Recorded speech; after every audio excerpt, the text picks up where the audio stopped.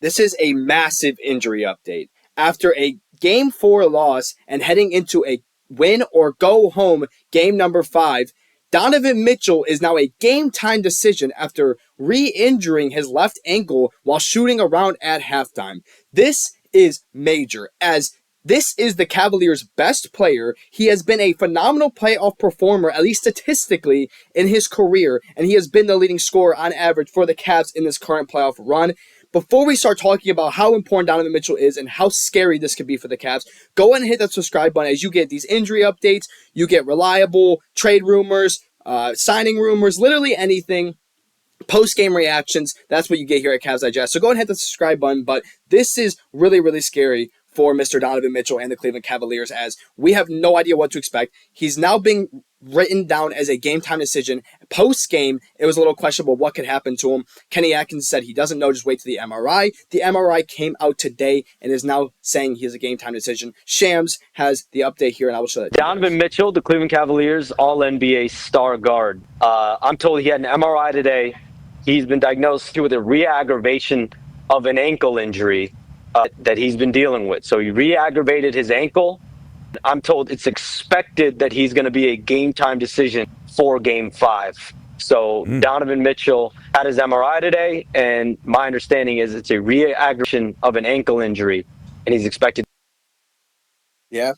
Shams has the update. You know, he's the most reliable NBA insider, of course, other than Cavs Digest. But yeah, I mean, it looked a little weird on video. I have a better look at that video for those. I'll show that to you guys.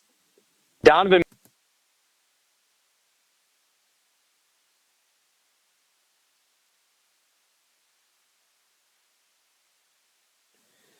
Kind of looks like he just stepped on it weird. And so what the MRI concludes is that it was an injury that already existed. It was a pre-existing injury, and that he re-injured it. This is horrifying for the Cavs, as literally the one player who you can rely on.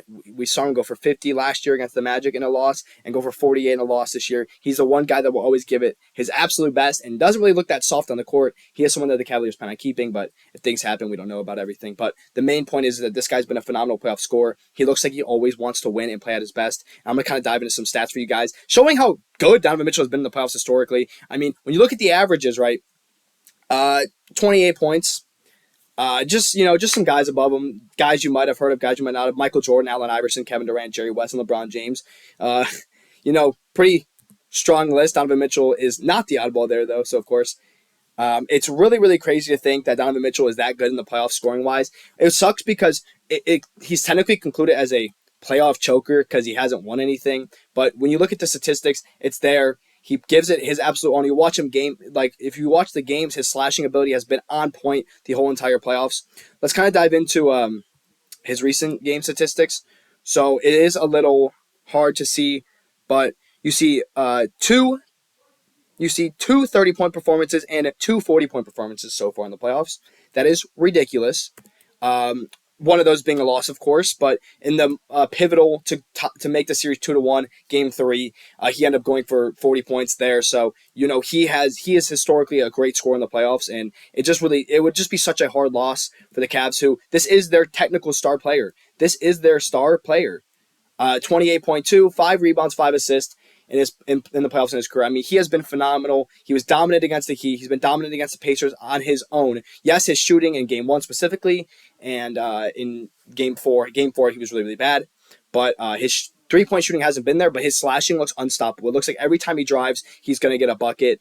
It's just the fact that they were missing a ball handler for some games. For games 1 and 2, so it's a lot of the pressure has been on Donovan Mitchell to be the only person that can really create a shot, with Darius Garland being injured and Sam Merrill getting the starting lineup.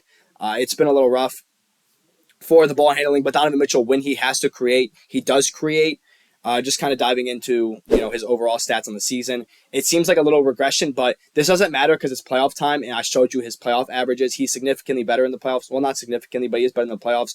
This is a down year statistically for Donovan Mitchell, but it's also been an up year for a lot of people. They acquired DeAndre Hunter at the trade deadline. Ty Jerome stepped up. Darius Garland was one of the clutchest players in the NBA statistically. Evan Mobley won Defensive Player of the Year, and Jarrett Allen has just been good all year until now, of course. But the main focus You look at the box score, really no one played good, so it's hard to just say Donovan Mitchell played horrible, because yes, he did, and he is your star player that you need to expect the most out of. Minus 35 plus minus is disgusting, is how I'll word it today. But this is a guy that you so desperately need. He is that guy for the Cavs, the guy that you need a bucket. Who does it go to?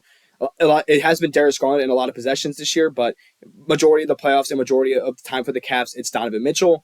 The box score tells you how bad they were. Again, it wasn't just him. Yes, the bench played good, but they were already down by 30 when the bench started playing good, so it doesn't really matter. But you need everyone to step up. And losing Donovan Mitchell, the reason I want to show this box score is because losing Donovan Mitchell, you lose so much because no one is playing good. The one guy who you know will accept Game 4, will play good if your team is down. Example, the 48 points in Game 2. He is the guy that you look at. So losing him, you see a lot of regression. Darius Garland, there's going to be more on-ball pressure on him. Max Strus, who has been horrible, except in Game 3 where they played good. Billy made a video on that. I wouldn't say he's been horrible. He was actually decent yesterday, but he hasn't been great in the playoffs at all. But he really proved himself to be good in Game 3. You need a high-volume, productive, offensive performance from Max Strus if Donovan Mitchell doesn't play. But we do not know what to expect from Donovan Mitchell right now. It's looking a little scary, and it's massive. It's going to be a massive hit for the Cavs if he does not play. Again, box score tells the full story. Historically in the playoffs, he's one of the best to ever do it, at least scoring-wise. Again, winning-wise, he's never made an NBA Finals, but they were hoping that this would be the year for him to do that. That's all I'm going to say. It's looking a little rough on that end of things. But this is the Cavaliers' star player. Seeing an injury would just be the worst thing ever. And it also is worse because you look at the injury history of the Cavaliers so far in this playoffs. Evan Mobley, DeAndre Hunter missed Game 2. Darius Garland misses Games 3 and 4 of the first round and Games 1 and 2 of the second round. And you look at it last year against Boston, that team was... sorry about that. This team was struggling with injuries. Donovan Mitchell didn't even play against Boston. And Billy kind of said this in a more recent video a little bit ago. He said that it would be so hard as a fan to see your season end because of an injury. Now, yes, there are more factors into why the Cavs are struggling. This is a big factor. I showed this in my post-game video.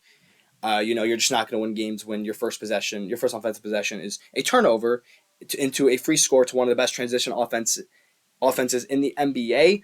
There's a lot of factors. They're also just not playing good. But again, seeing these injuries and knowing that that's how your season will end is completely horrifying. It is so scary to think about, and I don't even want to think about it because I'm just going to sit here and pray that Darius Garland plays in game number 5 it is a win or go home. You lose the series in 5, you win, you get to see Indiana in Game 6.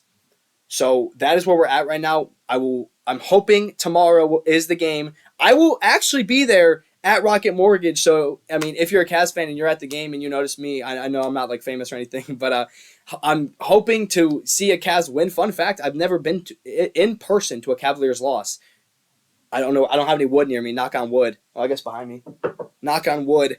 To hopefully see my undefeated streak stay alive. But it comes down to if Donovan Mitchell plays, I will 100% pick against them if Donovan Mitchell does not play. But you never know. High hopes. The whole 3-1 thing with the Cavs history is standing strong.